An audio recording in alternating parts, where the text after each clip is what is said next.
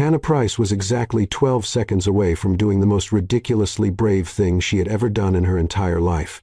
The grand ballroom of the Lux Hotel sparkled as if someone had exploded a jewelry store inside a Tesla showroom. Crystal chandeliers the size of small cars hung from the ceiling. The Italian marble under her feet probably cost more than her entire college education, which, by the way, she was still paying for, and would keep paying until she turned 70 if the interest rate stayed at that apocalyptic level. She wasn't supposed to be here. The navy blue dress she was wearing was borrowed from Maya, the front desk clerk who felt sorry for her. The Macy's tag was still half loose on the inside seam, poking her left rib like a constant reminder. You're a fraud. You're an imposter. You're going to get caught. The badge hanging around her neck? Fake. Well, technically borrowed without express written permission, but any lawyer would still call it forgery. And to complete the disaster combo, the dress had a serious structural issue. The side seam was giving way. Hannah could feel the fabric slowly splitting with each breath. In about 15 minutes, she wouldn't just be kicked out of the event, she'd be laughed out of it. But none of that mattered now, because Tyler Morgan, her ex-boyfriend, ex-love of her life, ex-person who promised to love her forever but lasted 8 months, was walking straight toward her across the ballroom, and he wasn't alone. Savannah Stone was hanging on his arm like a living Hermes handbag. Perfect blonde hair, Versace dress a real one, not the Shein knockoffs Hannah used to buy, and jewelry that probably had its own insurance policy. She was everything. Hannah wasn't rich, confident, and with a bank account that didn't cry every time rent was due. Tyler smiled. That smile. The same smile he used when he broke up with her by text. Yes, text. 3 weeks before getting engaged to Savannah. Hannah, you're amazing, but you don't have ambition. I need someone who's on my level. You know, level as if relationships were a video game and she'd been stuck in the tutorial. Now he was 30 feet away. 26. 20. Savannah was already smiling, that smile people give when they're about to be kind to someone less fortunate. Hannah felt panic rise in her throat, like acid reflux after cheap pizza at 3 a.m. Option A. Fake a faint. No, too dramatic. And she'd probably hit her head on the Italian marble and wake up with a $50,000 hospital bill. Option B. Run to the bathroom. Too cowardly. And Savannah would definitely tell everyone, poor Hannah had to run away because she can't stand seeing me happy. Option C. Summon an earthquake. Sadly, not a power she had yet. Option D. That's when she saw him. In the most secluded corner of the ballroom, leaning against the wall like a Greek sculpture someone forgot to catalog, stood a man. Tall. Very tall. The kind of tall that made you wonder if he played basketball or modeled on runways. A dark gray custom suit that probably cost more than her car, which she had sold 3 months ago to pay her mom's medical bills, but that's another depressing story. Dark hair slicked perfectly back. A jawline that looked like Michelangelo had carved it on an inspired day. And that posture, straight, confident, untouchable like the CEO of some company no one ever hears about because only multi-billionaires have access to it. But the best part? He was alone. 2 men in black suits stood near him at a respectful distance, like Buckingham Palace guards, but American and probably trained in some ultra-secret martial arts. He held a glass of red wine, watching the room with an expression so deeply bored that Hannah almost felt sorry for him. Perfect. Tyler was 12 feet away. 9. Savannah opened her mouth, about to say something that would definitely start with Hannah, sweetie, in that condescending tone that made Hannah want to hit something. Hannah didn't think. She didn't calculate. She didn't make a list of pros and cons. She just acted. She crossed the ballroom like she was on a divine mission, which, technically, she was. The mission to not die of embarrassment right then and there. The heels also borrowed, 2 sizes too big, with band-aids on the backs to prevent blisters clicked on the Italian marble. Click, click, click, click. The sound echoed.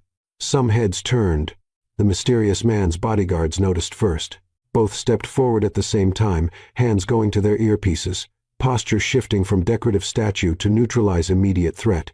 Hannah completely ignored them. She walked straight between them, which, in hindsight, was incredibly stupid and could have ended with her thrown to the floor, reached out, and grabbed the stranger's arm. "Babe, you made it. I thought you'd miss the entrance." The entire ballroom froze. The kind of cinematic freeze where even the dust particles stopped floating in the air. 300 pairs of eyes, investors, CEOs, socialites, waiters holding trays of salmon canapes worth more than minimum wage, turned to her. The man, the stranger she had just turned into her fake boyfriend, without asking for permission, consent, or even knowing his name, stopped breathing for a second. He stared at her. Steel gray eyes, cold, analytical, breaking down every detail. The borrowed dress, the questionable badge, the barely hidden desperation on her face. 3 seconds. Hannah felt a cold drop of sweat slide down the back of her neck. 4 seconds. The guard stepped forward, ready to drag her away. 5 seconds. Hannah thought, "That's it. I'm done. I'm going to get arrested. I'll become a meme. I'll be kicked out of the event, the company, maybe even the country."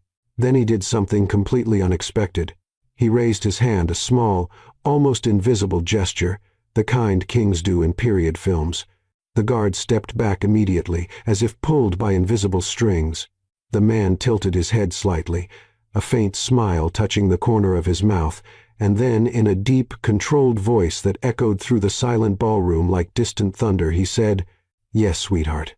Sorry I'm late." And then, by all the patron saints of the desperate and compulsive liars, he slid his arm around her waist. Firm, warm, possessive, like they did it every day, like it was the most natural thing in the world. Hannah's brain completely short-circuited. What is happening? The ballroom exploded in whispers.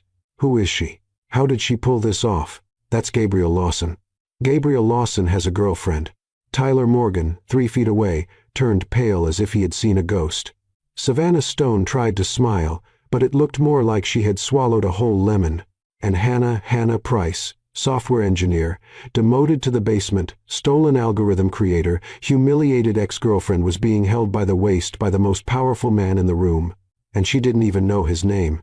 Technically, now she did. Gabriel Lawson. But that didn't help, because she had absolutely no idea who Gabriel Lawson was. Businessman? Investor? Well-dressed mob boss? Gabriel leaned in, lips close to her ear, voice low enough for only her to hear. "You have 30 seconds to tell me why I shouldn't have my security remove you from here." Hannah froze, then whispered back, desperate, "My ex is over there with his rich fiancée. They were coming to humiliate me. I just needed a way out. Please, just until they leave. I'm begging you." Gabriel studied her for another second. Then, surprisingly, the faint smile grew, just a little. "Interesting. And what do I get out of this?" Hannah improvised, panicked. The satisfaction of ruining the night of horrible people. He chuckled, not loud, just a quiet, amused breath, barely audible. Fair enough. And he kept holding her like she really was his girlfriend.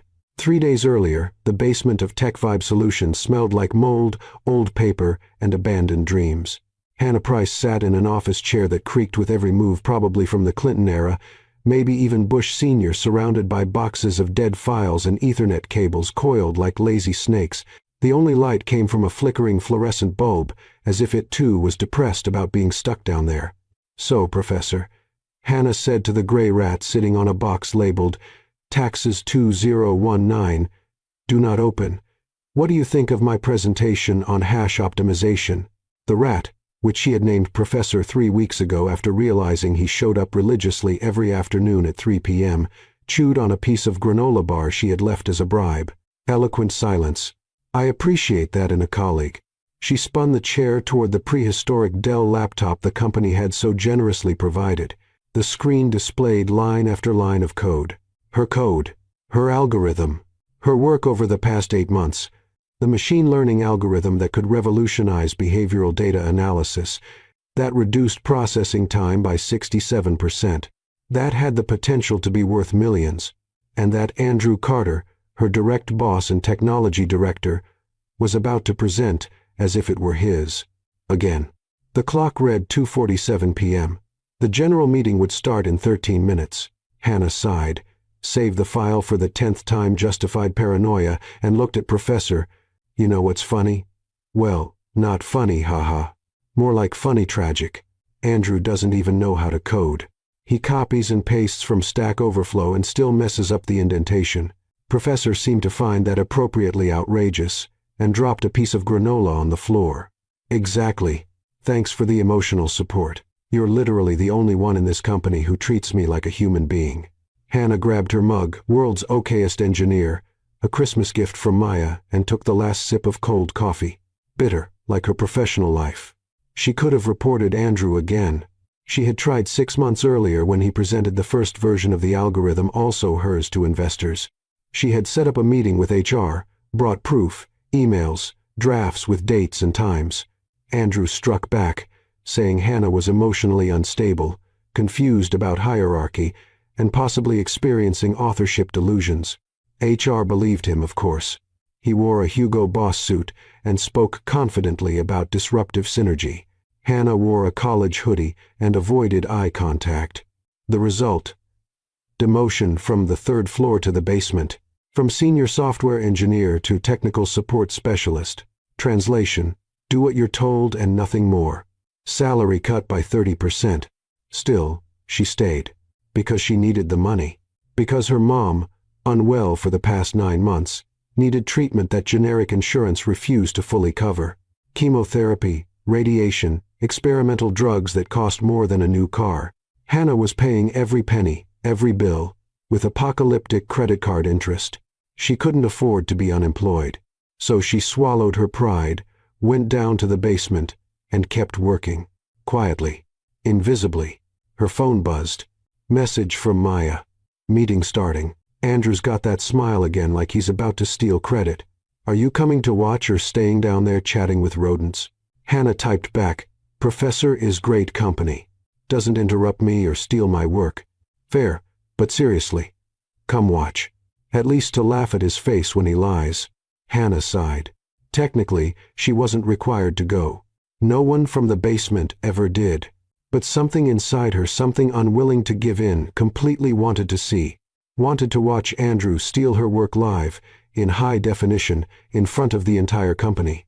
Maybe because she needed to remind herself why she felt so defeated. Or maybe because, deep down, she still had a tiny thread of hope that someone would notice the fraud. Spoiler: no one will, her rational mind whispered. But she went anyway. The 3rd floor auditorium was packed. At least 80 employees squeezed into uncomfortable chairs, pretending to pay attention while secretly checking their phones. Hannah slipped into the back row behind a tall colleague who blocked her view. Perfect. Invisible mode on. On the small stage, Andrew Carter adjusted the microphone. Navy suit, red tie, too much hair gel. Smile like a late-night commercial host. Good afternoon, team. He opened his arms as if welcoming everyone into his home. Today is a historic day for Tech Vibe Solutions. Hannah rolled her eyes so hard she almost saw her own brain. After months of hard work, sleepless nights, sacrificed weekends, lots of coffee, he chuckled at his own hilarious comment. We finally completed the behavioral predictive analysis algorithm. Completed. Singular. First person. I. Hannah felt her blood boil. Andrew clicked the remote. The PowerPoint presentation appeared on the screen, the one she had created 3 weeks earlier and sent to him for review. This algorithm, Andrew continued, pointing at the colorful charts, uses deep neural networks to identify user behavior patterns, cutting processing time by an incredible 67%. Polite applause. Hannah recognized every slide, every word, every comma. He even used the same joke she had written on slide 7. Big data doesn't have to be a big headache. The audience laughed. Andrew soaked in the laughter like a seasoned comedian. And best of all, he said, his smile growing wider, we already have investors interested. We're talking millions in funding, maybe even a future acquisition. More applause. This time genuine. Hannah felt something strange in her chest, a mix of anger, desperation, and hysterical laughter. She laughed softly, a laugh of disbelief. Unreal. The coworker in front of her turned around, confused. Hannah swallowed the laugh and pretended to cough. Andrew wrapped it up. Thank you to the team who supported me through this journey. Together, we're unstoppable. Team. Hannah wasn't even mentioned. Of course not. She was in the basement. Technical assistant. Nobody. Invisible. The meeting ended. Employees congratulated Andrew, handshakes, pats on the back. Hannah walked out through the side door, went down the stairs, and returned to the basement. Professor was still there, now sleeping on top of the box. She sat down, opened her laptop, and looked at the code on the screen. Her code. Her creation. Stolen again. And she couldn't do anything, because she needed the paycheck, because she needed her mom to stay alive. So Hannah did what she always did, swallowed the injustice and kept working. But this time, something felt different. She saw the digital invitation in her inbox, the app's launch gala at the Lux Hotel, black tie, executives and investors only. She wasn't invited, of course, but she looked at the screen, at the algorithm, at the work Andrew was about to turn into millions, and she thought, I built this. I deserve to be there even if no one knows it. So she opened her calendar and made a mental note. Friday, 7 p.m. Maybe it was time to stop being invisible, even if it was just for one night. Maya Santos had two remarkable talents: getting free coffee at any Starbucks in town and faking corporate badges without leaving a trace. Done, Maya said, handing her a laminated badge with a photo of someone named Jennifer Morrison, external consultant. You're Jennifer now. Congratulations on the promotion. Hannah held the badge like it might explode. This is a crime, right? Like a real crime. Federal prison kind of crime. Technically, yes. Realistically, only if you get caught, Maya shrugged. And you won't. There are 300 people at this event. You'll just be another well-dressed party crasher. I'm not well-dressed. I'm wearing your dress, that's 2 sizes too small and already coming apart. Maya looked at the navy blue dress Hannah had borrowed last minute from her closet. The side seams were clearly hanging on for dear life. Okay, true. But under low lighting, no one will notice. Just don't breathe too deep. Great tip. I'll hold my breath all night. Exactly. See? You're already thinking like a professional infiltrator. Hannah hung the badge around her neck and looked into the reception bathroom mirror. Hair pulled back in a bun that almost looked intentional. Minimal makeup because that's all she knew how to do. Borrowed heels, 2 sizes too big, with band-aids carefully placed on the heels to avoid blisters. I look like an intern pretending to be a grown-up. Perfect. Half the external consultants have exactly that vibe. Maya adjusted the badge. Now go watch Andrew soak up all the praise he doesn't deserve. Come back and we'll order pizza while you tell me every dramatic detail. Hannah took a deep breath. Mistake. The seam groaned. If I get arrested, will you visit me? Every week. I'll bring cookies. Thanks. You're a terrible but loyal friend. It's on my resume. The Lux Hotel Grand Ballroom looked exactly like the kind of place Hannah had only seen in movies. Huge chandeliers, Italian marble, waiters walking around with trays of appetizers that probably cost more than her electric bill. Hannah entered through the side door. Maya's tactical tip: never go through the front. Security pays attention there. Side doors are always better.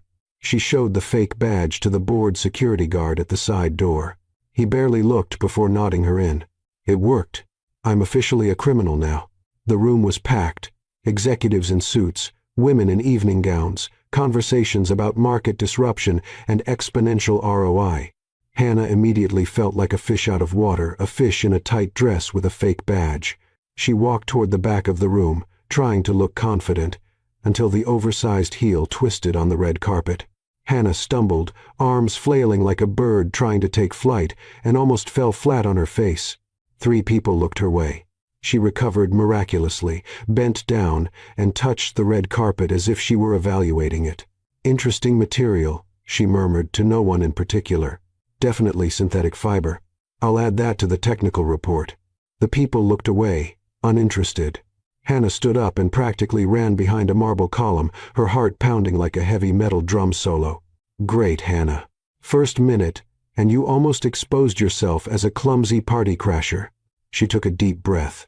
The seam groaned again, a constant threat. From her hiding spot behind the column, she watched the ballroom. Up ahead, on a small improvised stage with a microphone, there he was. Andrew Carter, impeccable gray suit, smiling and gesturing energetically as he spoke with a group of investors, men with gray hair and Rolex watches. Hannah couldn't quite hear what he was saying, but she could see the investors nodding, clearly impressed. One of them patted Andrew on the shoulder, laughing at something he said. Hannah felt her stomach turn. Then the microphone came on. "Good evening, ladies and gentlemen," Andrew began, his voice echoing through the entire hall. "Thank you for being here tonight to celebrate the official launch of Sync Pulse Analytics." Polite applause. Hannah recognized the name. Her original name for the project had been Pulse Sync. Andrew had just flipped it because it sounded more professional. "This algorithm," Andrew continued, pointing at the slides behind him, "represents months of dedicated work, sleepless nights, and the passion of a united, committed team." Team. Hannah looked around. She saw a few co-workers from the third floor, analysts, product managers drinking champagne and waving.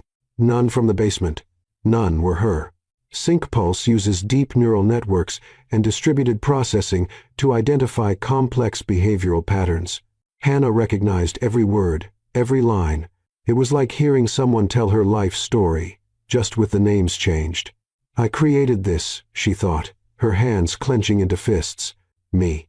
Alone in the basement with a rat as my only audience.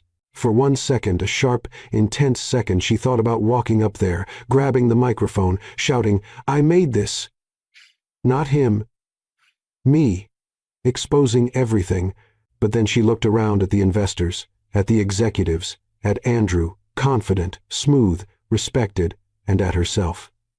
An outsider in a borrowed dress that was about to rip, wearing a fake badge. Who would they believe? The respected CTO or the demoted basement engineer who had snuck into the event?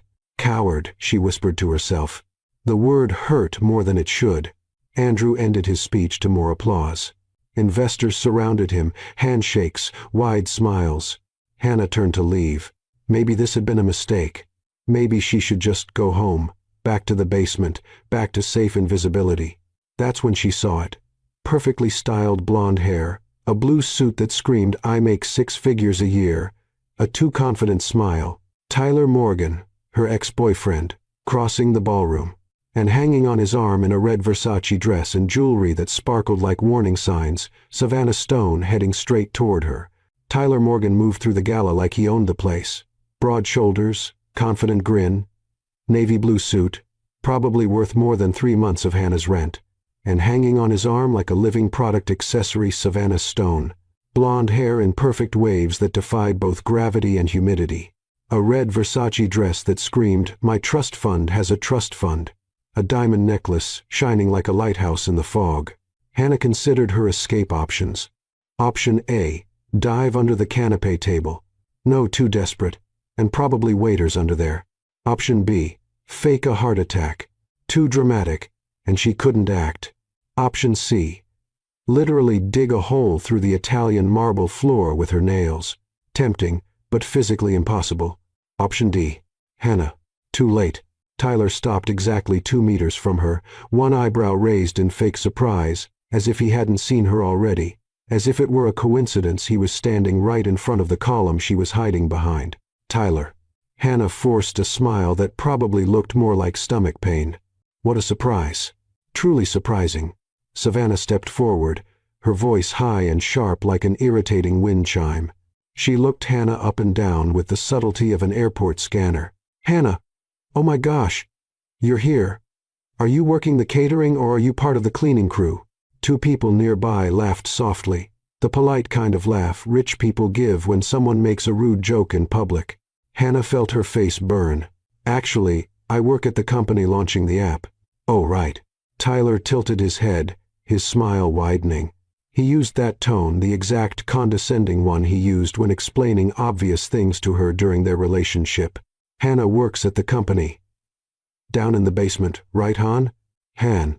The nickname, the same one he used to whisper during sweet, private moments now turned into a blade against her chest. "Basement." Savannah laughed way too loud, clutching Tyler's arm like he was her Super Bowl trophy. "That's so specific." Hannah gripped the champagne glass she had grabbed from a tray 5 minutes ago and still hadn't taken a sip of so tightly she was afraid she might break the crystal.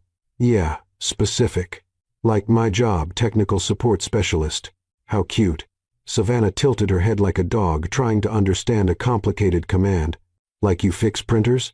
Tyler laughed. "Something like that." Actually, Hannah said, her voice sharper than she intended, I develop machine learning algorithms. But yes, I fix printers too.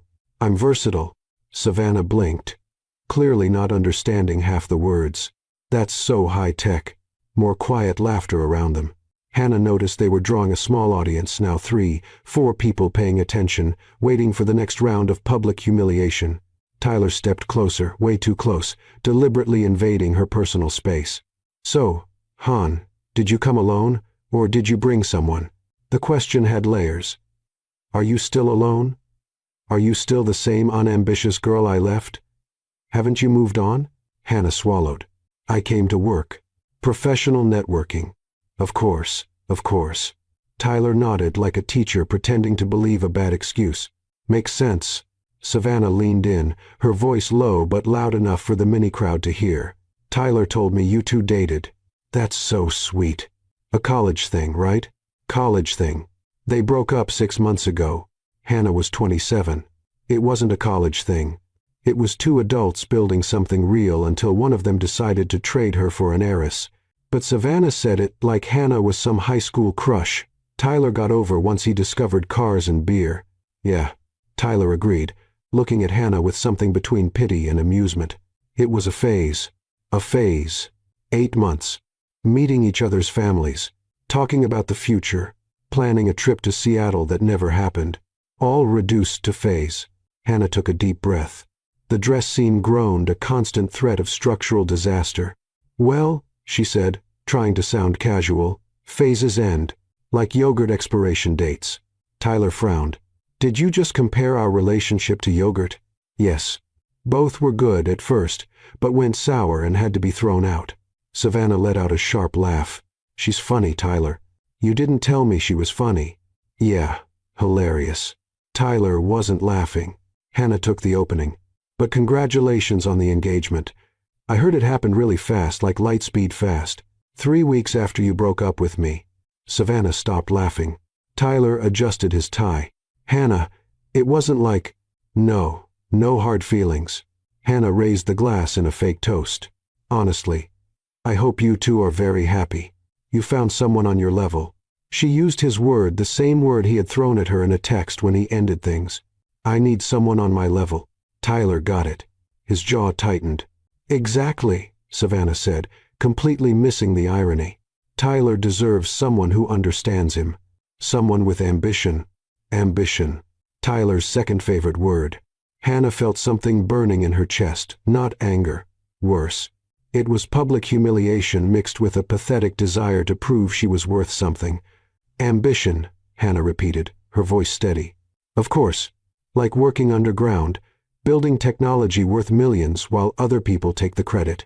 So unambitious. Tyler shrugged. But no one knows it was you, right? So technically, it doesn't count. The words hit like a punch to the stomach. No one knows. It doesn't count. Savannah glanced at her diamond-covered Apple Watch. Honey, shall we? I want to meet that investor from Dubai you mentioned. Of course, baby. Tyler kissed her forehead, a possessive, performative gesture. Then he looked at Hannah one last time. It was good seeing you, Han. Take care, okay? The tone was almost kind. Almost. But underneath it was that final layer of condescension. Poor thing.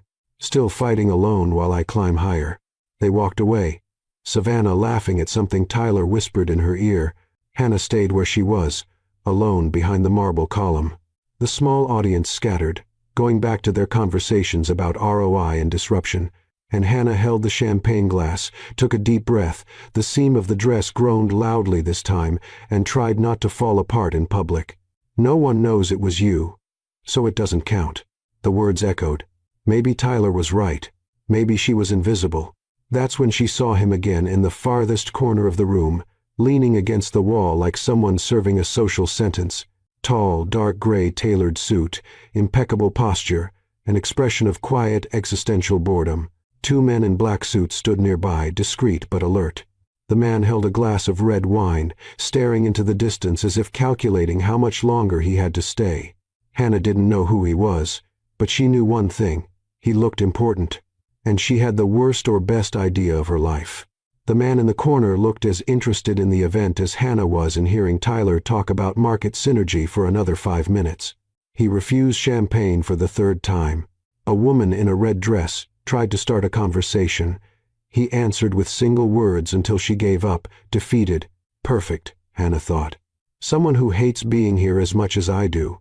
Then she heard Savannah's voice loud enough to be intentional. Obviously she came alone. Poor thing. Tyler laughed. Han was always kind of a loner. 3 people looked at Hannah with pity, and something inside her just cracked. Not the collapse on the floor kind. The I'm already at rock bottom, so bring on the bulldozer kind. Hannah crossed the ballroom heels, clicking on the marble. Seams of the dress protesting walked right past the man's security and grabbed his arm. Babe, you made it. I thought you'd miss the entrance. We already know what happened next. The ballroom froze. Security moved forward. He raised his hand and they stepped back. He slid his arm around her waist and said, "Yes, sweetheart. Sorry I'm late." The room exploded in whispers. Tyler turned pale. Savannah's jaw dropped, and Hannah was being held by the waist of a complete stranger who had just saved or ruined her social life. He leaned in, voice low. 30 seconds. Explain, Hannah whispered, desperate. My ex over there with his rich fiancé. They were humiliating me. I just needed a way out. Please. Silence. He studied her. Then, surprisingly, he smiled a micro-smile. Dangerous. Interesting. He took her hand officially, like a boyfriend would, and started walking through the ballroom, leading her along. Hannah stumbled slightly. He adjusted his pace, steadying her. Walk like you belong here, he murmured. Confidence is half the performance, and the other half not falling on your face. Hannah almost laughed. Almost? They walked past Tyler and Savannah, both frozen, watching the scene like people watching a shooting star in slow motion. The man gave Tyler a small nod, polite, cold, dominant. Tyler tried to smile back.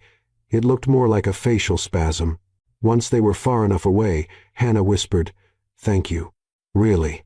I know it was insane, but it was." He interrupted, still walking. It was also brave. Or stupid. Sometimes it's hard to tell the difference. I vote stupid. I vote both. They stopped near a huge window overlooking the city. He let go of her hand but didn't step away. Your ex, he said, voice neutral. What did he do? Hannah hadn't expected the question. He said I had no ambition. Broke up over text. 3 weeks later he was engaged to her. She nodded subtly toward Savannah, spinning gracefully in Tyler's arms. The man looked out the window, processing. Idiot. The word came out so natural, so simple, that Hannah almost choked. You don't even know me. I don't need to. He looked at her. Any man who breaks up over text is a coward. Any man who humiliates you in public is an idiot. And any man who can't recognize courage when it walks across a ballroom and grabs a stranger's arm. He paused. Well, he didn't deserve you. Hannah was speechless. He held out his hand. Formal this time. Gabriel Lawson. Hannah shook it. Still processing. Hannah Price. Hannah. He tested the name. Well, Hannah, you just turned me into your fake boyfriend in front of 300 people. I hope you have a plan for the rest of the night. Hannah looked at him, her brain finally catching up to the gravity of the situation. I don't. Gabriel smiled, this time genuinely. Great. I love improvisation. Pretending to be the girlfriend of a billionaire you met literally 90 seconds ago was, as Hannah discovered, surprisingly hard. Especially when he had the posture of someone used to commanding Wall Street boardrooms, and she had the posture of someone used to talking to rats in the basement. Gabriel kept his arm firmly around her waist, not uncomfortable, but definitely present, like he was claiming territory. Hannah tried to look natural, failed miserably. So, she began, her voice coming out weird and high. Are you enjoying the event? Gabriel looked at her, one eyebrow slightly raised. You really want to make small talk right now? I don't know what to do. I've never pretended to be anyone's girlfriend before. First time for everything. A middle-aged woman, hair in a tight bun, pearl necklace the size of quail eggs approached. She looked at Hannah with thinly veiled curiosity. Gabriel, darling. The woman smiled, teeth too white to be natural. It's been so long. And who is this charming companion? Gabriel didn't hesitate. Margaret, This is Hannah, my girlfriend. The word hit like a nuclear bomb at a children's birthday party. Margaret blinked 3 times. Processing. Girlfriend? But you always said relationships were complicated. Yes, Gabriel interrupted smoothly. Hannah changed my perspective. He looked at Hannah with something that almost resembled genuine affection. Almost. Hannah forced a smile and waved. Hi. Yes, that's me. The perspective changer. Margaret laughed, a sharp sound like a bicycle horn. How wonderful. How did you two meet? Silence. Hannah hadn't prepared a backstory. Neither had Gabriel. They looked at each other, shared panic moment. Then Gabriel said casually, At work. At the gym. Hannah added at the same time. Pause. Margaret frowned. She works at my gym, Gabriel corrected, without missing a beat. Personal trainer? Hannah almost choked but nodded. Yes, I train people physically with weights and cardio. How interesting.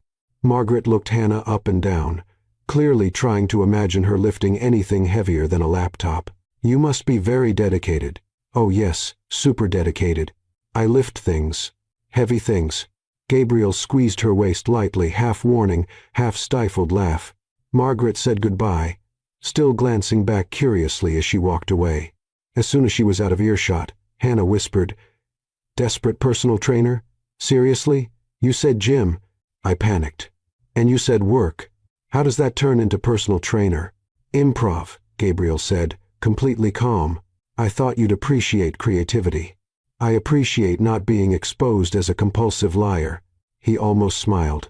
Technically, you started the lie. I'm just expanding the narrative. Another couple approached a man in a pinstriped suit, a woman in a gold dress that sparkled like a disco ball. Gabriel Lawson, the man said, shaking his hand enthusiastically. I heard you closed the deal with Apex Industries. Congratulations. Thank you, Richard. Richard looked at Hannah. And this is Hannah, my girlfriend.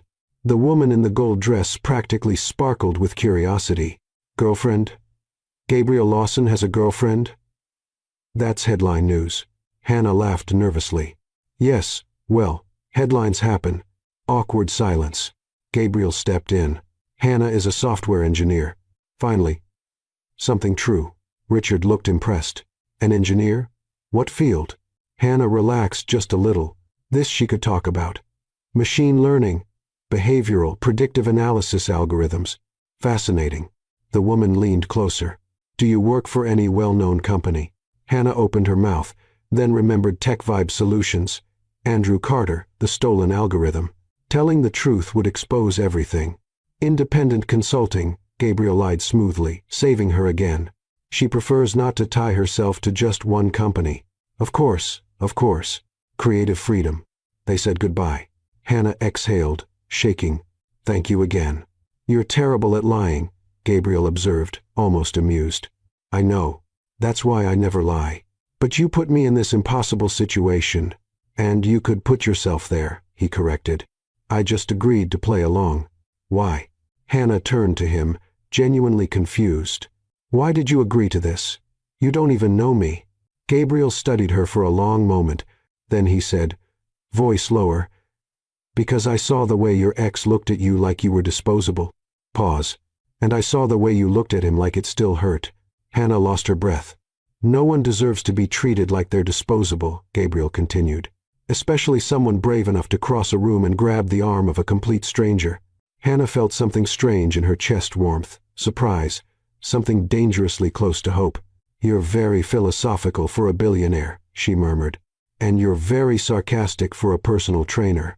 This time, she laughed for real. Then the music changed. A classical waltz started to play live orchestra in the corner of the ballroom. The master of ceremonies announced, Ladies and gentlemen, we invite all couples to the dance floor. Dance floor. Hannah froze.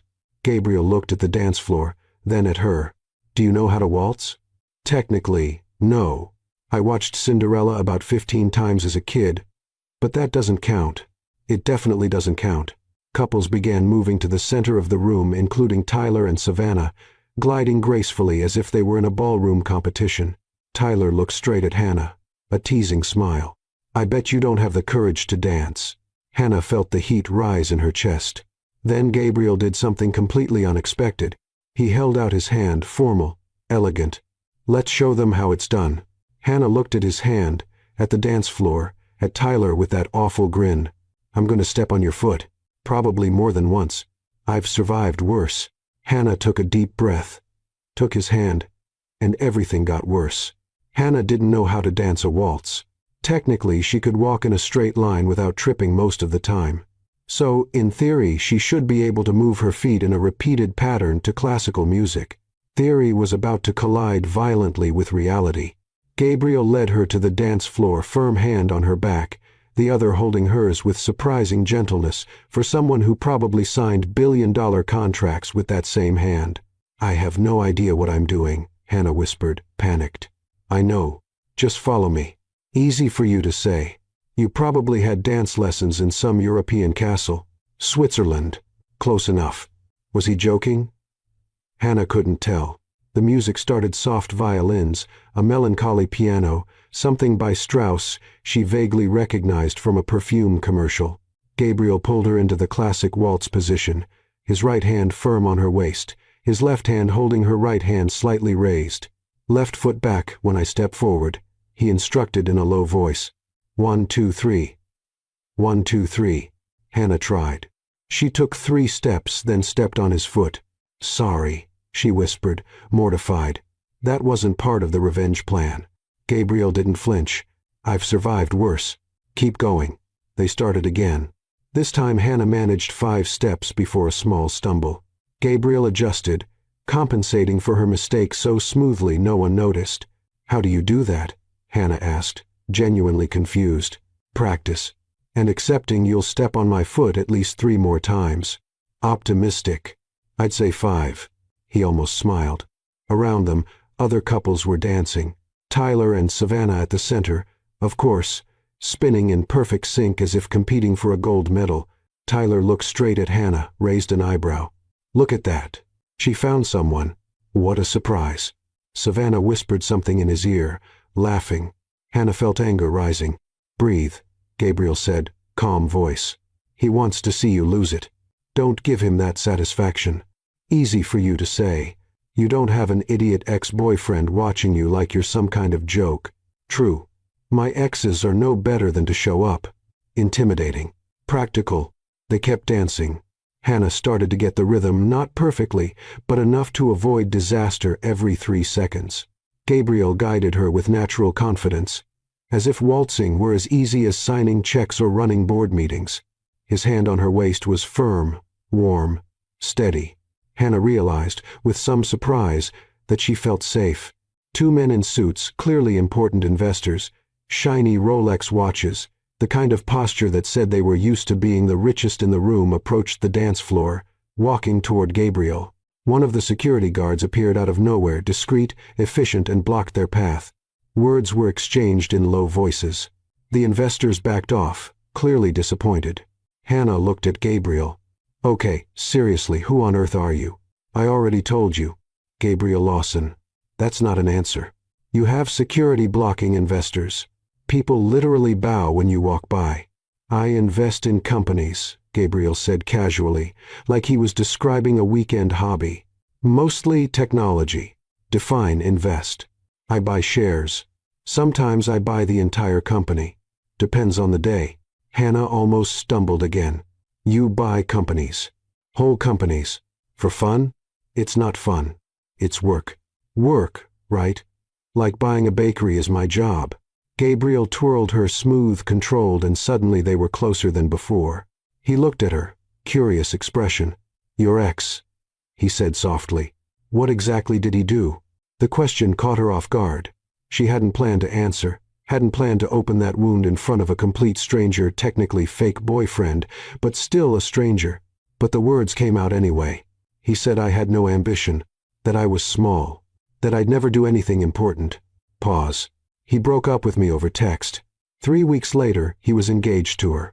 Hannah subtly nodded toward Savannah, spinning gracefully in Tyler's arms. Gabriel stayed quiet for a moment. Then he squeezed her hand a little tighter. Not enough to hurt, but enough to mean something. "Idiot," he said. Simple, direct. One word, but it carried absolute conviction. Hannah felt something strange in her chest, warmth, relief, something dangerously close to validation. "You don't even know me," she murmured. "I don't need to." Gabriel spun her again, moving perfectly in time with the music. "Anyone with eyes can see that you're smart, brave, resilient." Hannah blinked, trying to process. "You got that from 5 minutes of conversation?" "I got that from the fact that you walked across a room full of intimidating people, grabbed the arm of a total stranger surrounded by security, and pulled off a fake relationship act in front of 300 people."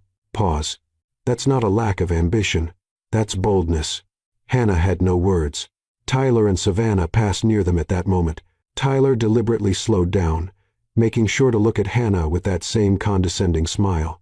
"Han, you're dancing. How cute. I didn't know you had coordination for that." Before Hannah could answer, probably with something sarcastic and useless, Gabriel stepped in. He looked at Tyler with a neutral expression. Not hostile, not friendly, just indifferent, as if Tyler were a mildly annoying insect. "Excuse me," Gabriel said, polite but firm. "You are?"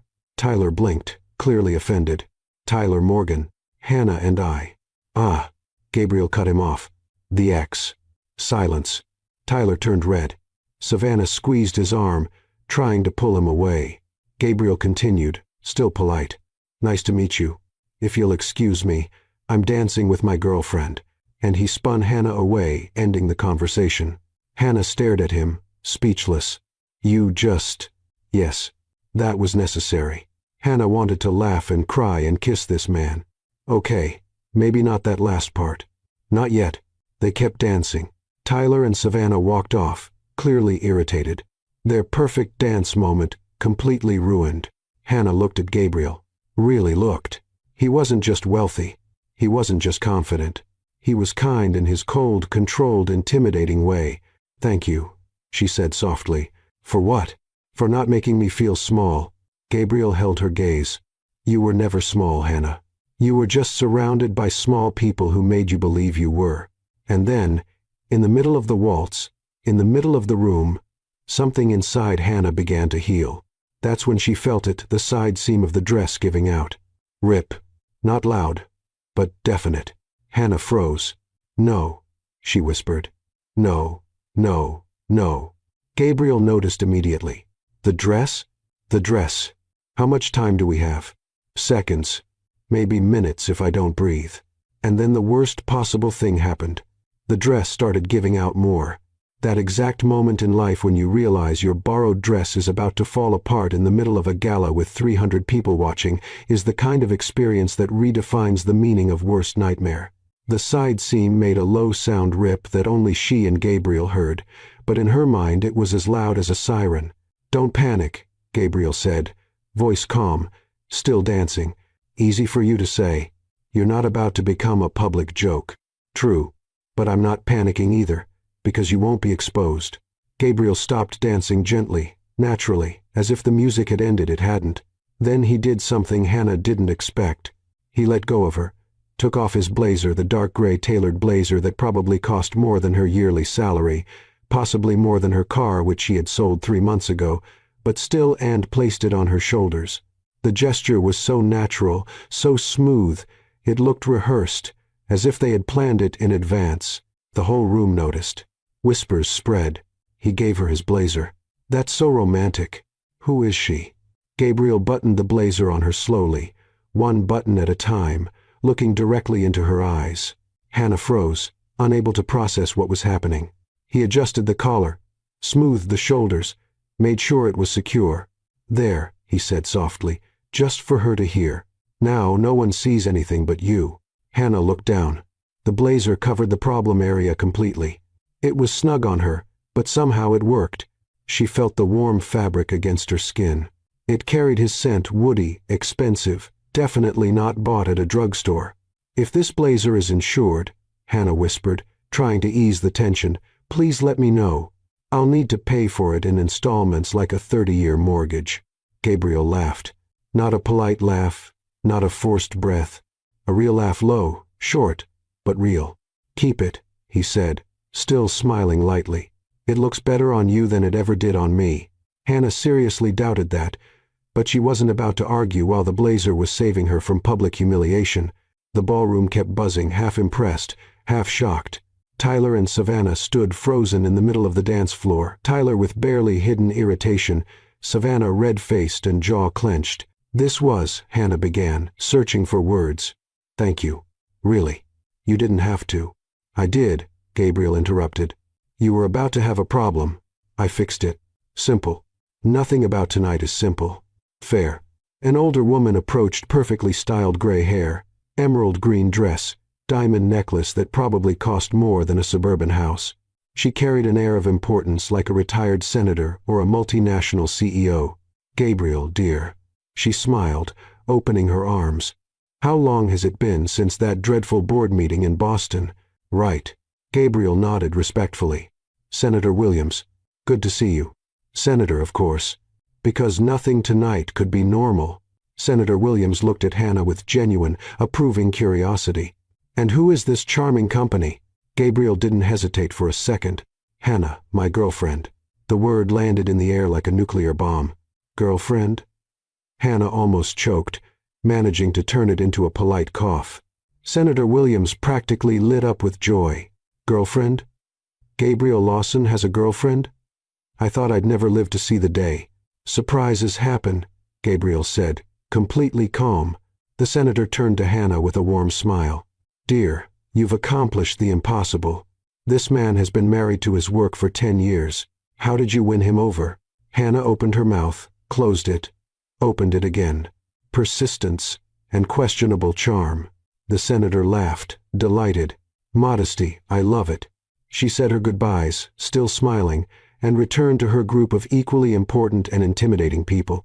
As soon as she was out of earshot, Hannah turned to Gabriel, wide-eyed. "Girlfriend, don't you think that was a little too much?" Gabriel shrugged calmly. "You started it. I'm just following the script." "There was no script."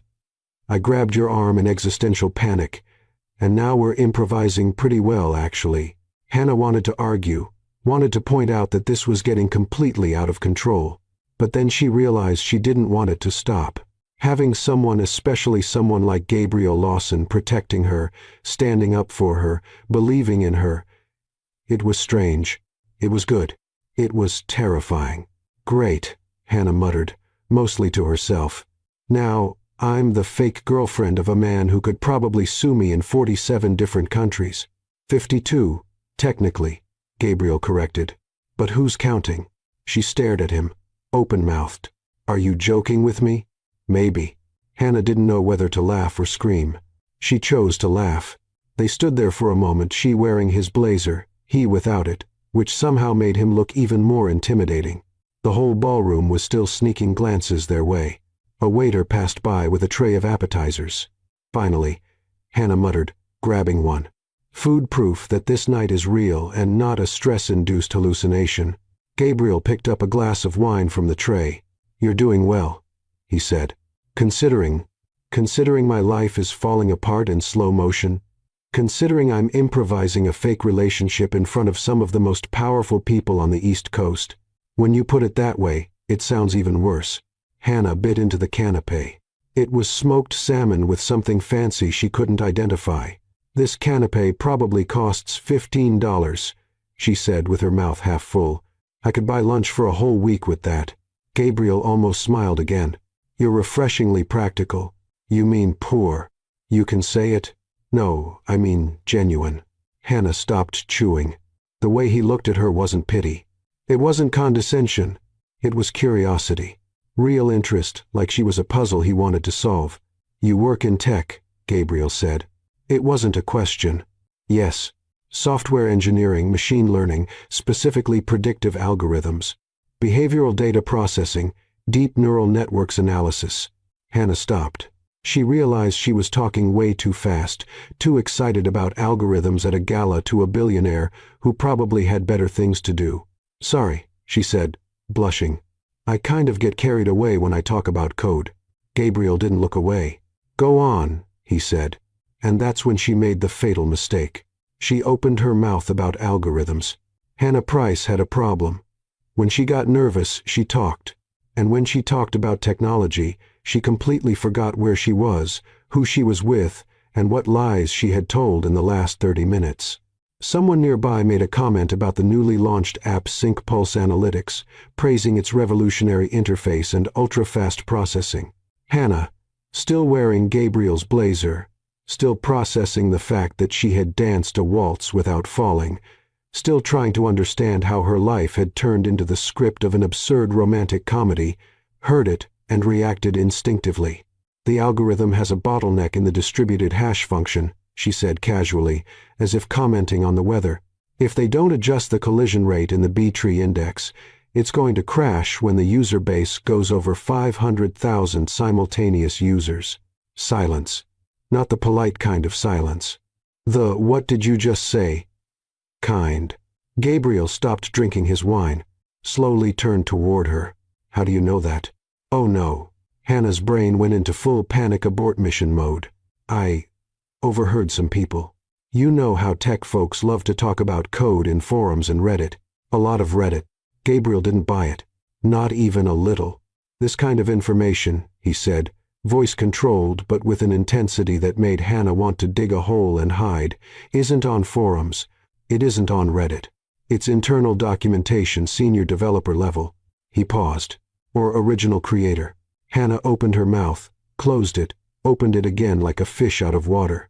"I'm really good at Google." Hannah. The way he said her name, not angry, not accusatory, just determined, made her realize that Gabriel Lawson was not the kind of man who accepted evasive answers. "Okay, look." Then Andrew Carter showed up. Of course. Because her timing was always perfect. "Mr. Lawson." Andrew practically ran toward them, hand extended, used car salesman smile. "It is an honor to have you here. I hope you're impressed with our work." Gabriel looked at Andrew's extended hand. Didn't shake it. Just looked. Andrew lowered his hand, laughing nervously. "Your work?" Gabriel repeated, tone neutral. "Well, the teams, of course." Andrew gestured vaguely. "But the central vision, the strategic architecture that was mine," Gabriel interrupted, subtly pointing to Hannah with his wine glass. "And her? What was her role?" Andrew looked at Hannah for the first time, quick, just a status check, then looked away like she was part of the furniture. "Oh, Hannah." He laughed, condescending. "Administrative support, file organization, documentation, those kinds of things. Very important to keep everything organized." Administrative support. Hannah felt the blood boil. Her fists clenched inside the oversized sleeves of Gabriel's blazer.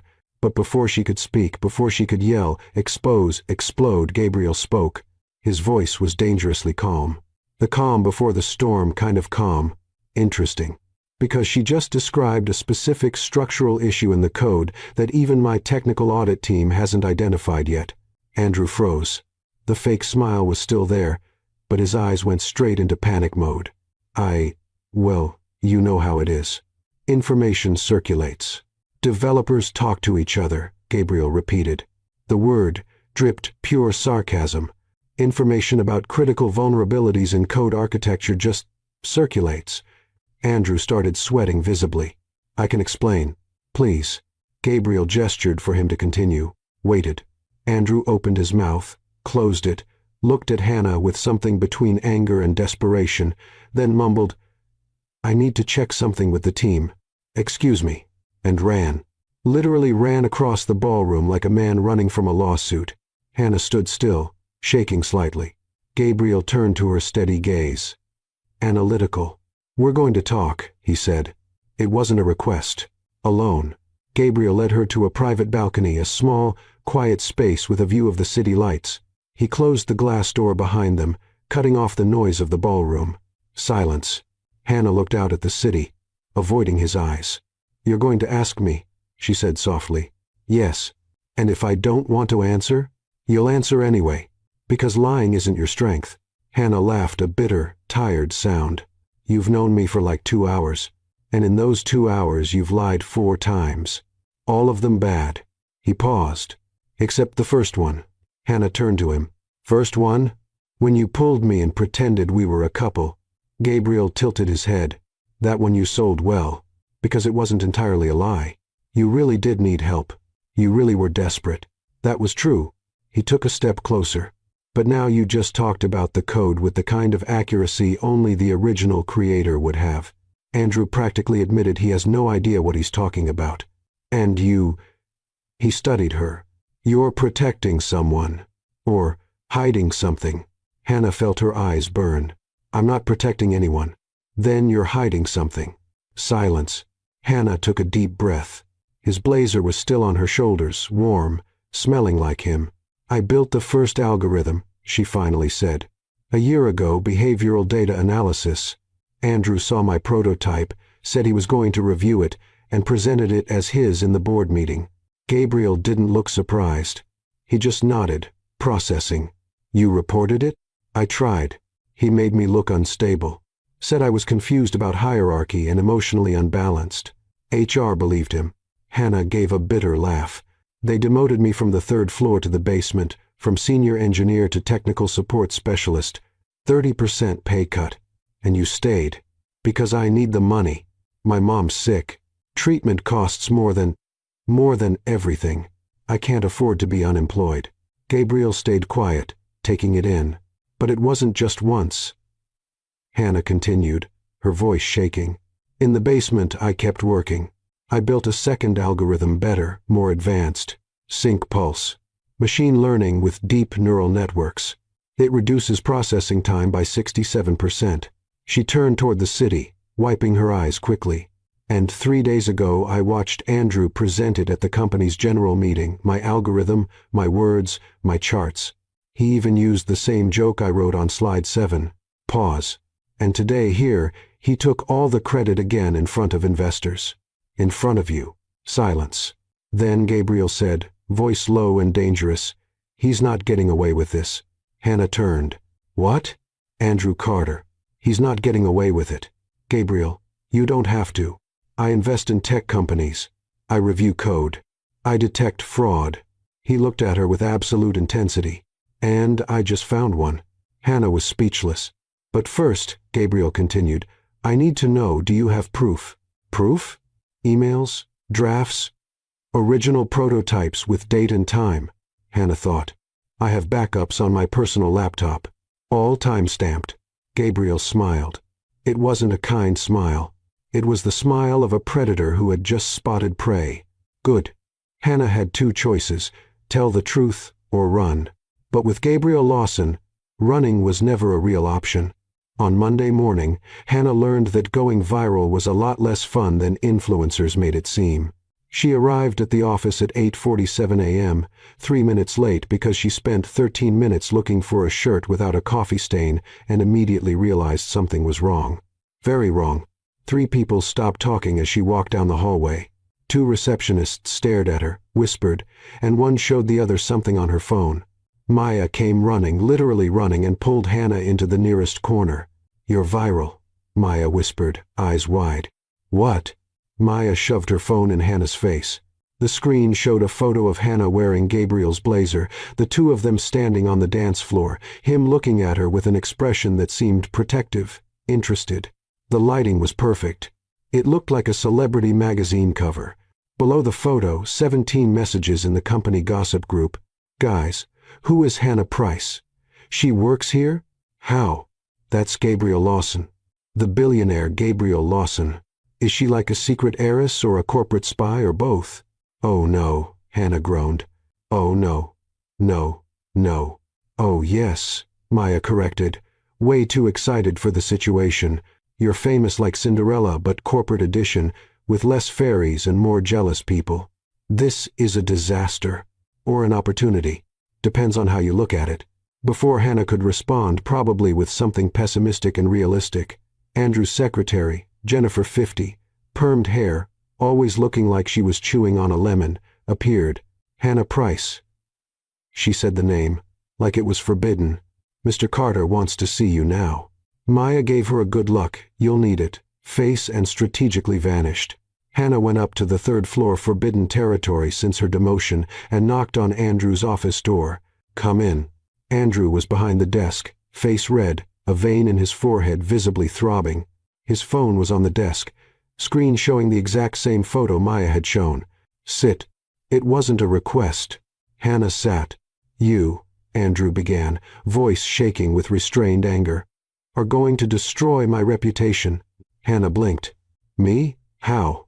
"You snuck into a corporate event without an invitation, using fake credentials technically borrowed, and pretended to be Gabriel Lawson's girlfriend." Andrew practically spat the name. "Do you have any idea who he is?" "Vaguely. Billionaire. Invests in things. Has intimidating security." Andrew slammed his fist on the table. Hannah jumped. "He was considering buying a stake in this company, and now he's going to think we hire frauds. Technically I work here, so I'm not." "You're an administrative assistant," Andrew shouted. "You organize files. You don't belong at gala events. You don't belong in the same city as people like Gabriel Lawson." Something inside Hannah snapped, not the breakdown crying kind. The enough is enough kind. "Actually, Andrew," she said, calm but with steel in her voice, "it's our event now. Thanks for asking. Gabriel invited me personally. So technically I had more right to be there than you." "You're lying." "Am I?" Hannah stood up. "Or are you just mad because for the first time in a year someone saw me as more than the basement furniture? Stay in your place." "My place?" Hannah laughed, a bitter, tired sound. "You mean the basement? Where you dumped me after stealing my work and making me look crazy when I tried to report it?" Andrew went pale. "I didn't. Twice. Andrew, you stole my work twice. And now you're mad because I went to a party, because someone finally saw me? You're fired." The words fell like a sentence. Hannah felt panic sharp and fast. She needed this job. The money. The treatment. The bills. But then she remembered Gabriel. Gabriel saying he won't get away with it. Gabriel asking for proof. Gabriel possibly on her side. It was a total bluff. Risky. Potentially suicidal. But she was tired. "Try it," Hannah said, voice surprisingly steady. "I'm sure Mr. Lawson will love to hear that you fired his girlfriend without cause." Dead silence. Andrew opened his mouth, closed it, opened it again. You two, you're dating?" "Yes." Surprise. Hannah grabbed her bag. "By the way, he mentioned something about evaluating corporate fraud. Strange, right?" And she left, slammed the door, left Andrew frozen, wide-eyed, visibly panicked. Hannah went down the stairs. She didn't trust the elevator, reached the first-floor hallway, and leaned against the wall, shaking. "I just threatened my boss using a fake relationship with a billionaire I met yesterday." Her phone rang, unknown number. Hannah answered, hand trembling. "Hello?" A male voice, formal and professional. "Miss Price, my name is James, Mr. Lawson's driver. A vehicle will pick you up at the main entrance in 10 minutes. Mr. Lawson would like to speak with you." Hannah stared at the phone like it had grown tentacles. "Now? Like right now?" "Yes, miss. 10 minutes." He hung up. Hannah put the phone away, still shaking. Maya appeared out of nowhere. She was good at that. "What happened? Why do you look so pale? Did Andrew fire you?" "Almost. I bluffed. Used Gabriel as a shield. And now Gabriel's sending for me." Maya's eyes widened. Like Cinderella getting picked up by the carriage, or like a fraud getting picked up for police questioning? "Optimism, hon. Try it." "I can't. My optimism's been stuck in the basement for 6 months." Maya fixed Hannah's hair, smoothed out the coffee stain on her blouse, it didn't help, and pushed her toward the door. "Go. If it's jail, I'll visit. If it's romance, I want every detail. And if it's both, then it's a streaming original." Hannah walked out the main door. A black Mercedes, shiny, intimidating, probably worth more than her entire student loan debt, was parked out front. A man in a suit, James, presumably opened the back door. Hannah looked at the car, at the building behind her, at the uncertain future ahead. The black car waited, and Hannah didn't know if she was being rescued or abducted. The glass and steel tower in the financial district had the kind of security that made airports look relaxed. Hannah went through 3 checkpoints, metal detector, retina scanner seriously, and a guard who looked at her like she was a national security threat before finally stepping into the private elevator that went straight to the 42nd floor. 42nd. Hannah lived in a ground-floor 1-bedroom apartment that smelled like mold and had a neighbor who played drums at 2 a.m. Gabriel Lawson had an office in the sky. The elevator doors opened directly into a minimalist lobby, white marble, modern furniture, and a flawless blonde receptionist who looked at her with barely hidden curiosity. "Miss Price." The receptionist smiled professionally. "Mr. Lawson is expecting you. This way." Hannah followed, trying not to look completely out of place and failing miserably. The receptionist opened a pair of glass double doors. Gabriel's office was intimidating, minimalist, clean. One entire wall of glass with a panoramic view of the city. A huge darkwood desk, 2 black leather sofas, no personal photos, no unnecessary decoration, just power concentrated in architectural form. Gabriel stood with his back to her, on the phone, speaking in Mandarin. Hannah froze. Of course he speaks Mandarin. He probably speaks 17 languages while solving a Rubik's Cube and closing corporate deals. He noticed Hannah, motioned for her to wait, and ended the call with a short, decisive sentence. He turned around.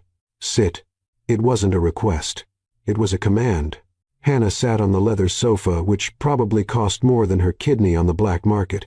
Gabriel took the seat across from her, crossed his legs, studied her with that precise, surgical focus that made Hannah feel like a lab specimen.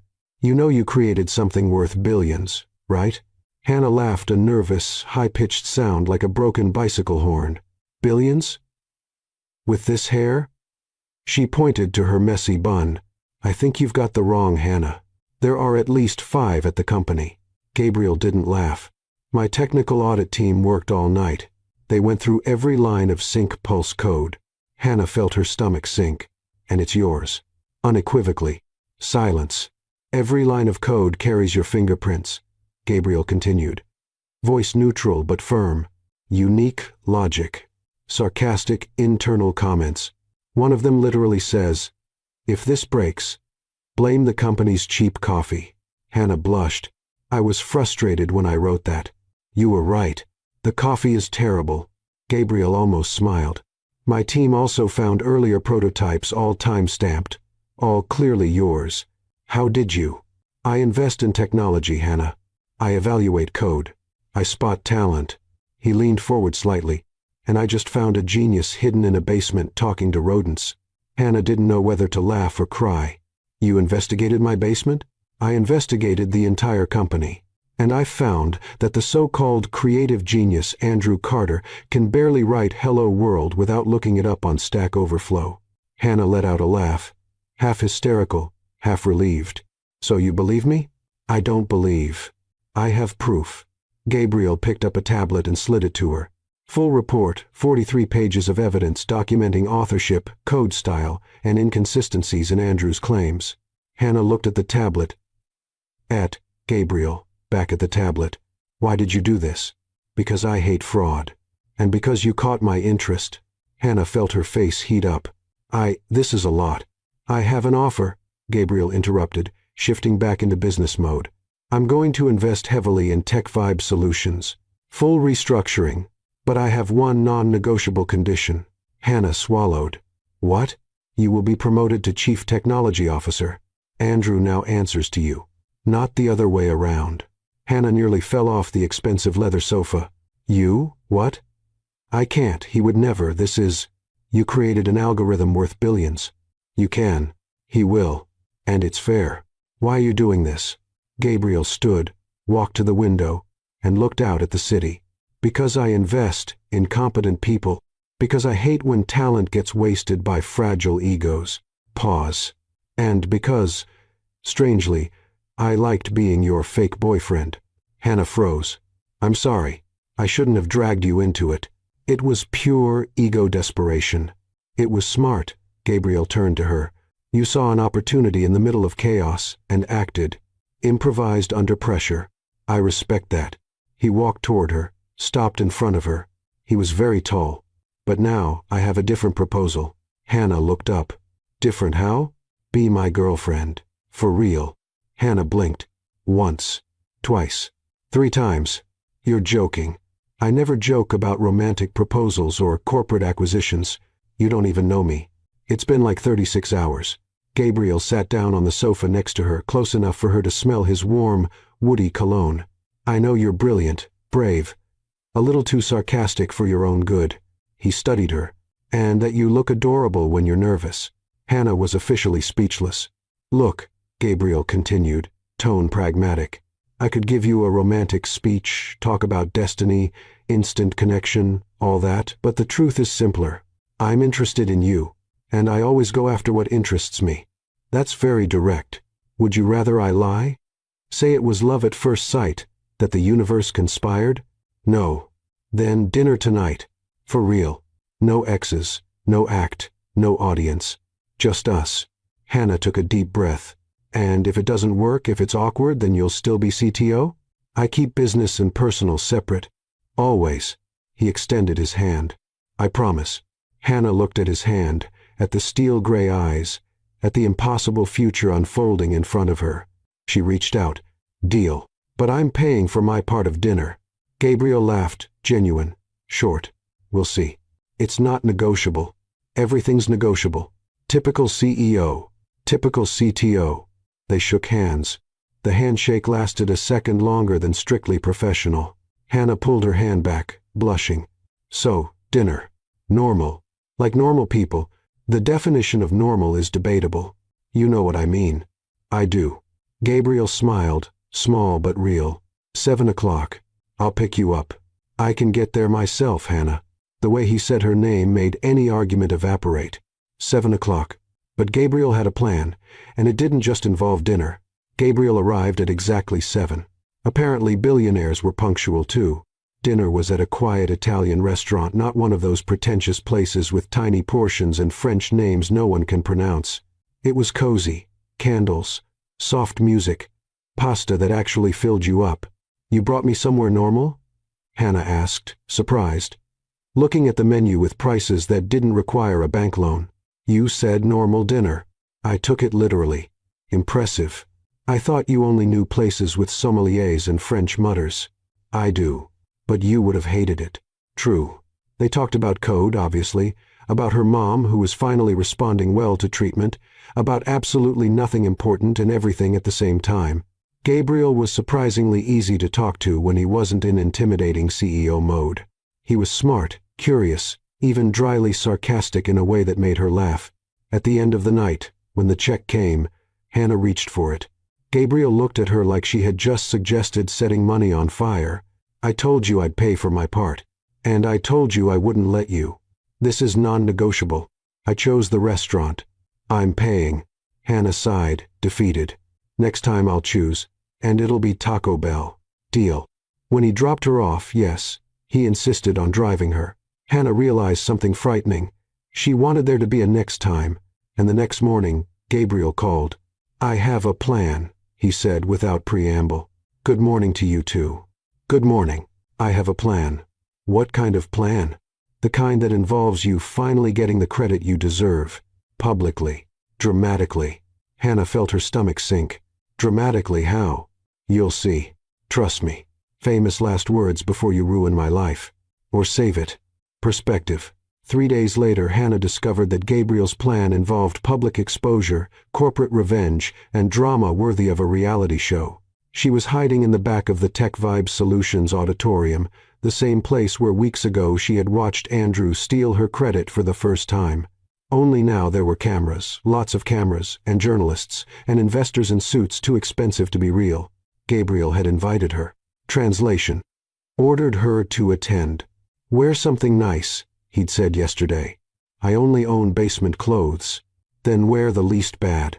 Now she was there wearing the only blouse without a visible stain, standing next to Maya, who was buzzing with excitement like someone watching an MMA fight. This is going to be epic, Maya whispered. Like Game of Thrones but with PowerPoint. On stage, Andrew was giving another speech again about his revolutionary work.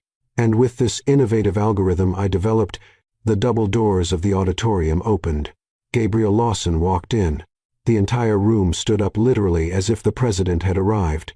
Andrew stopped mid-sentence, his smile freezing. Gabriel walked down the central aisle, firm steps, flawless posture, flanked by security, and stepped onto the stage. Andrew held out his hand, forced smile. Mr. Lawson. What an honor. Gabriel looked at the hand, didn't shake it, just took the microphone from Andrew. Thank you for the invitation, Gabriel said, voice echoing through the room. But before we talk about investment, we need to correct a mistake. Dead silence. The sync pulse algorithm everyone's been praising was not created by Mr. Carter. The room exploded in whispers. Andrew laughed, nervous, high-pitched. "Mr. Lawson, I believe there's been some kind of misunderstanding." "There wasn't." Gabriel cut him off, voice calm but firm. "The algorithm was created by Miss Hannah Price. My technical audit team confirmed it. Every line of code, every data structure, every sarcastic internal comment about bad coffee." Laughter filled the auditorium. Andrew turned pale. "That's ridiculous. Hannah works in administrative support. Hannah Price," Gabriel continued, ignoring him completely, "was demoted a year ago after creating the first algorithm which Mr. Carter also presented as his own. When she tried to report it, she was silenced, humiliated, and forced to work in the basement." Cameras clicked. Journalists scribbled furiously. "I have original prototypes with timestamps, emails where Mr. Carter asked just to review her work, code audit logs showing undeniable authorship." Andrew tried to grab the microphone back. Gabriel pushed him aside, a minimal gesture, but Gabriel had 6 inches and an intimidating presence on his side. "This is defamation," Andrew shouted. "I'll sue. Please do." Gabriel smiled, not a kind smile. "I have a team of 47 board-certified corporate lawyers looking for something interesting to do." The auditorium burst into laughter. Andrew turned red, then pale, then red again. Gabriel turned to the audience. "Hannah Price, please come up to the stage." Hannah froze. "No, no, no, no. That was not in the plan. He didn't say I'd have to talk." Maya pushed her. "Go. This is your moment." "I don't want a moment. I want invisibility." "Too late. Go." Hannah stumbled toward the aisle, legs shaking, face burning. 300 pairs of eyes turned toward her. She climbed the steps to the stage, tripped on the last one of course, but recovered miraculously. Gabriel reached out, helping her up, whispered just to her, "If you faint, I'll catch you. Promise." He handed her the microphone.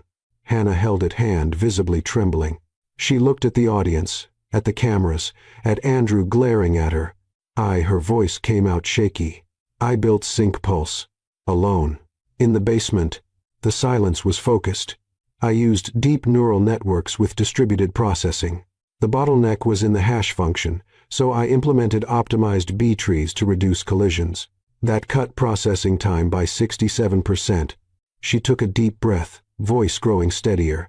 "People ask why I didn't report it earlier. Because I tried, and I was demoted. Humiliated. Silenced. Because no one believes the basement girl over the man in the expensive suit." Pause.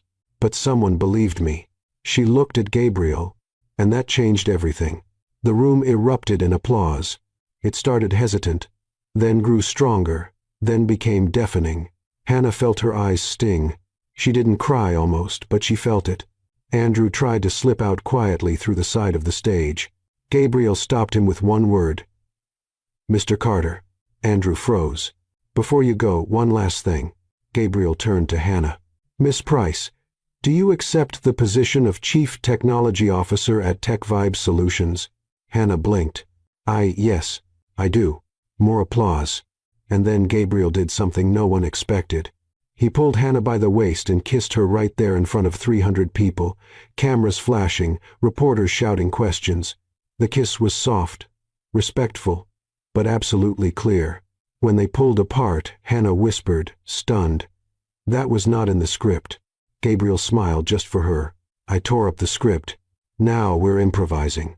The room erupted in applause, whistles, and flashes. In the back, Tyler and Savannah were furious. Savannah dragged Tyler out, visibly livid. Andrew was escorted out by security, not Gabriel's, but the company's. HR apparently had urgent questions. Maya shouted from the back, "I ship you too." Hannah laughed, real, relieved, hysterical. Gabriel held her hand. "Ready to get out of here?" "More than ready." They stepped down from the stage together, hand in hand, as the room kept applauding. Outside in the hallway, Hannah finally exhaled. "You planned all of this?" "Yes." "Even the kiss?" "No. That was improvisation. Good improvisation." "Thank you." Hannah laughed. Gabriel did too. And then 6 months later, Hannah Price had an office with a window. Not a tiny porthole window, a real window. A full glass wall with a view of the city. Natural light. Air conditioning that worked. An ergonomic chair that didn't squeak with every move.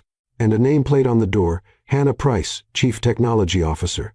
She still looked at the sign sometimes just to make sure it was real. Inside the office, her team, the one she built, she interviewed, she approved, worked in harmony. 5 brilliant engineers who respected her, listened to her, and never, ever tried to steal credit. Sync Pulse exploded. 2 million users, 0 crashes, 67% more efficient than any competitor. And everyone knew who created it. Andrew Carter fired 3 days after the press conference. Currently facing charges for intellectual property theft and corporate fraud. The last time Hannah checked OK, she peeked on the job app, he was seeking new opportunities, corporate code for unemployed and being sued. Tyler and Savannah over spectacularly. He was caught cheating with the personal trainer. A cliché but deeply satisfying. Savannah posted something very public that destroyed his reputation. Hannah didn't read it. Lie. She read it 3 times with popcorn.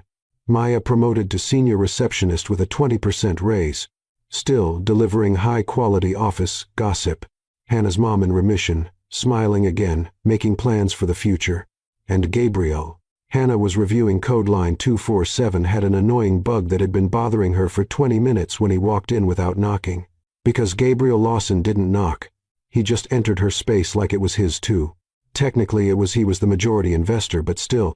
Busy? He asked, leaning against the door. Always. Perfect. Let's go out. Hannah didn't even look up. Gabriel, I have a meeting in 15 minutes with the infrastructure team. Cancel it. I can't cancel. I'm the CTO. I have responsibilities. Credibility to maintain. Hannah. Something in his tone made her stop typing. She looked up. Gabriel was holding a small dark blue velvet box. Hannah stopped breathing. Before you make a joke, Gabriel said, voice steady but with a hint of nervousness. Gabriel Lawson. Nervous. Let me talk. He stepped into the office, closed the door. I don't believe in over-the-top romance. I'm not going to propose in a fancy restaurant with a violinist and roses, but I believe in you. In us. In building something real. And then by all the gods of programming he got down on one knee. Gabriel Lawson, billionaire, CEO, a man who led board meetings without blinking, kneeling in her office. Hannah felt her eyes burn. Hannah Price. He opened the box. Simple, elegant ring. Diamond that shone but didn't scream, will you marry me? Hannah opened her mouth. Nothing came out. And before you answer, Gabriel continued, a nervous smile appearing, know that, 1, I'll support you always, in everything. 2, I'll protect you from anyone who doubts you, verbally, legally, whatever it takes. 3, I'll never, ever take credit for your work. Not by accident, not even as a joke. 4, and I'll love you every day, even when you insist on paying for dinner. Hannah laughed, a mix between a laugh and a sob. You practiced this for 3 weeks? 3 weeks? My lawyers thought it was embarrassing. Asked me to stop using meeting time to rehearse a marriage proposal. They're right. This is embarrassing. So is it a yes? Or should I stay on my knees until they give out? Hannah pulled him up, surprising strength for someone 5'5", and kissed him. It's a yes. Are you sure? Because, Gabriel, shut up and kiss me again. He did. When they pulled apart, Hannah looked at the ring on her finger. But I'm choosing the wedding cake. Deal. And the flowers. Also deal. And the venue. Hannah, you can choose everything except the honeymoon. That's my territory. Fine. 3 months later, the wedding wasn't at the fancy grand ballroom. It was in a simple garden, wildflowers, trees, natural light, 50 guests max. Hannah wore a dress that did not threaten to rip. Maya personally checked the seams 3 times. Gabriel wore the same dark gray blazer from that night, the one he draped over her shoulders when her dress started to give out. Lucky, he said when Hannah asked. You're sentimental. I'm practical. The blazer worked once. Maya was the maid of honor, pink dress, cried through the entire ceremony. Gabriel's 2 bodyguards, James and Marcus, were groomsmen. They cried too. No one mentioned it. Everyone pretended not to notice. Hannah's mom sat in the front row, healthy, smiling, wiping away tears. Tyler wasn't invited, obviously.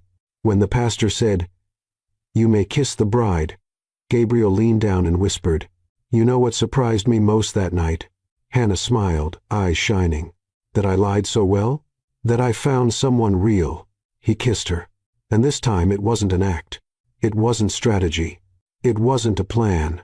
It was love, real, imperfect, built on courage, stolen algorithms, torn dresses, and one desperate moment that changed everything.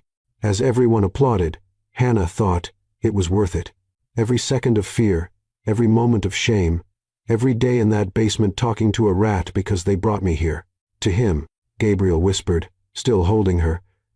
"Good thing you grabbed my arm that night," Hannah answered, laughing through tears. "Good thing you didn't sue me. I thought about it for 2 seconds. Seriously? No, but it makes a better story if I say yes." They laughed because now, finally, they could. At the reception hours later, while they were cutting the cake chocolate with ganache Hannah's choice, Maya walked up. "So Tyler posted today." Hannah raised an eyebrow. "And?" "He's rediscovering himself on a solo trip through Europe. All the photos are just him staring thoughtfully at the horizon." Hannah looked at Gabriel, who was talking with her mom, making her laugh. She looked at the ring on her finger, at the friends around them, at the life she built after everything. "Good for him," Hannah said genuinely. "I hope he finds what he's looking for." "You've gone zen." "No. I just realized he doesn't matter anymore." Hannah smiled. "He was just the prologue. Gabriel is the real story." Maya wiped her eyes. "I'm going to cry again." "Please don't. You've already soaked 3 tissues." Gabriel came back, slipped his arm around Hannah's waist. "Everything okay?" "Perfect. Ready for the honeymoon?" "That